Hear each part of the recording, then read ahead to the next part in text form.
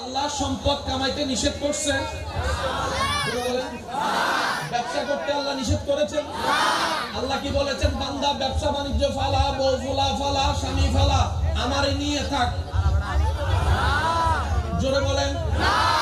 যে রব বলেছে ব্যবসা করো, ব্যবসা করতে নিষেধ নাই, চাকরি করতে নিষেধ নাই, গাড়ি চালাতে নিষেধ নাই, জব করতে নিষেধ নাই, সে আল্লাহ শুধু এতটুকু বলেছেন বান্দা কর, কামা, কিন্তু আমাকে কষ্ট দিয়ে কামাইস না, আমাকে নারাজ করে কামাইস না।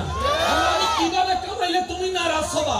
রব বলে যে তুমি যদি হালাল ভাবে কামাও আমি খুশি হব, তুমি যদি হালাল ভাবে কামাও আমি রাজি হব, তুমি যদি হালাল ভাবে কামাও অল্প যা কামাবা সেটার মধ্যে আমি রাজ্জাক বরকতের ব্যবস্থা করে দিব। তাহলে কামাইতেও বলেছেন, নিয়মও করে দিয়েছেন। কি করে বলেন? ওই কামানোর আদেশটা হচ্ছে ফরজ, আর নিয়মটার নামই হচ্ছে শরীয়ত। কিভাবে সহজ বলতে জানতে হয় আমি ওদের জানা নেই। কামানোর নির্দেশ রবের, ফরজ, যে নিয়মটা জানাই দেওয়া হয়েছে এটার নাম, জোরে বলেন, এটার নাম, এটার নাম। আর শরীয়ত হচ্ছে মুসলমানদের ইজ্জতের পোশাক। মাথায় রাখবেন, কেউ যদি বলে যে শরীয়ত লাগবে না, ইসলাম দায়িত্বহীন কণ্ঠে তার চোখে চোখ রেখে আঙ্গুল রেখে বলে তোর মতো মানুষও ইসলাম ধর্মে লাগবে না, কথা বলেন ঠিক কি না? শরীয়ত আপনার আমার নবীর দেওয়া, শরীয়ত আল্লাহর দেওয়া, না বলার অধিকার আপনাকে আমাকে দিল কে? যে বলবে শরীয়ত লাগবে না, আমরাও আজকে থেকে হাসি মুখে বলবো আপনাকেও আমাদের বলেন না। কেউ যদি বলে যে নামাজ লাগবে না, তারা জোর হন না, মা বাবার সেবায় গুলো লাগে না, তোরও লাগবে না, পারবো ইনশাআল্লাহ। কারণ আমাদের সবচেয়ে বেশি লাগবে আল্লাহ এবং রাসূলকে, কথা বলেন ঠিক কি না? আপনি সবার প্রতি আমার আবদার হচ্ছে ওই নিজের পকেটগুলো একটু সাবধানে রাখবেন।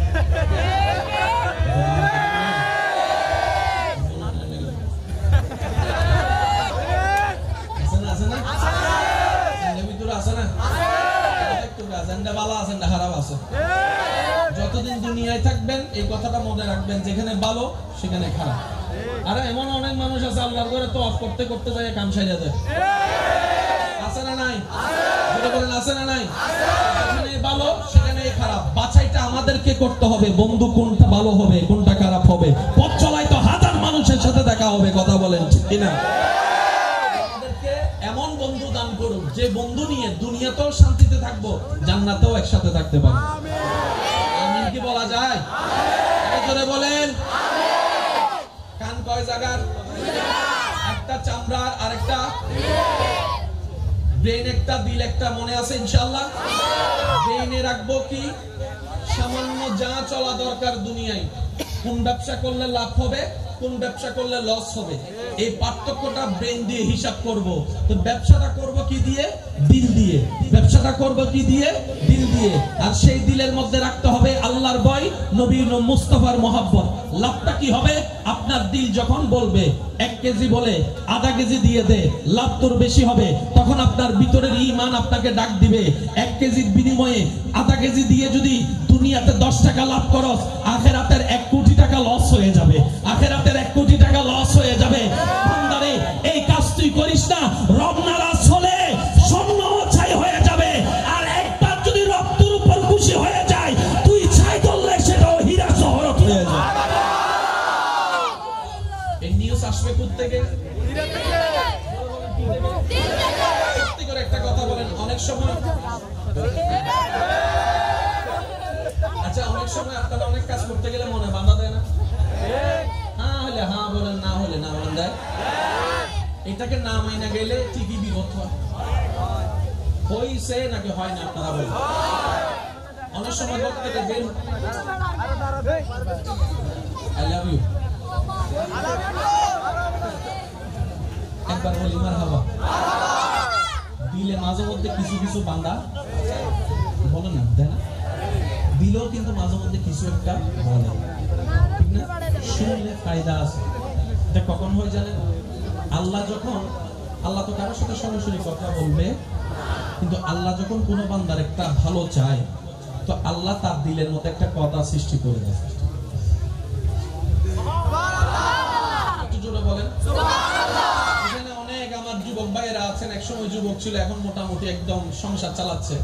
মা বাবা নিষেধ করছে, এমন কাজ করে কার কোনো লাভ হয়েছে? না। কোনো না কোনো জায়গায় ধাক্কা একটা খাইছি।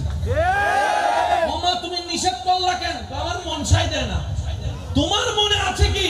বলে যে রবের রহমত আছে, রবের রহমত আছে, রবের রহমত আছে। সুবহানাল্লাহ। সেজন্য আজকে একটা অনুরোধ করে কথা বলি, যারা সত্যিকার জীবন সুন্দর চান, পরকাল আলোকিত করতে চান, ইসলাম ছাড়া তো কোনো উপায় নাই। ইসলামকে আজকে থেকে জানার চাইতে বেশি বোঝার চেষ্টা করুন। ইসলাম যে কত চমৎকার একটা ধর্ম, ইসলাম যে কত সুন্দর একটা ধর্ম। শুধু একটা উদাহরণ দিই, আপনার ইমাম সাহেব হুজুর এখানে বসা, কেউ যদি কাউকে মুসলমান বানানোর জন্য এখানে ধরে আনে, আনার পরে যদি হুজুরকে দেয়, হুজুর কালিমাটা একটু পড়ায় দেন, আমাদের মুসলমান দলে একজন মানুষ বেড়ে যাবে। তখন হুজুর বলবে যে তুমি থামো, আগে আমি তার সাথে একটা কথা বলি।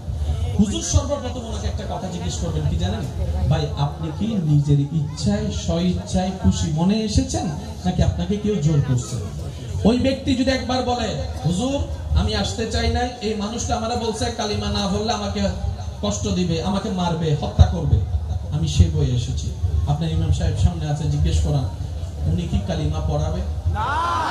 শুনি নাই। না। উনি বলবেন, আপনারা বলেন উনি কালিমা পড়াবে? না। ওনার উত্তর আপনারা জানলেন কিভাবে? যে কোনো ছোট্ট মুসলমান উত্তর দিবে, আর আমাদের ইসলাম এত ফেলনার ইসলাম না, আমাদের ইসলাম এত খেলনার ইসলাম না। 24টা ঘন্টা ইসলামের রহমতের দরজা খোলা আছে, যে কোনো মানুষ যে কোনো মুহূর্তে আসতে পারবে। তবে শর্ত হচ্ছে একটা, মহব্বত নিয়ে আসতে হবে, ভালোবাসা নিয়ে আসতে হবে, আল্লাহ এবং রাসূলের প্রেম নিয়ে আসতে হবে। জোরাজুরির কোন অবস্থান ইসলামে, এটার নাম ইসলাম। সুবহানাল্লাহ। জোরাজুরি নাই, সে ইসলামে ঢুকার পরে জোরাজুরি থাকবে কেমনে?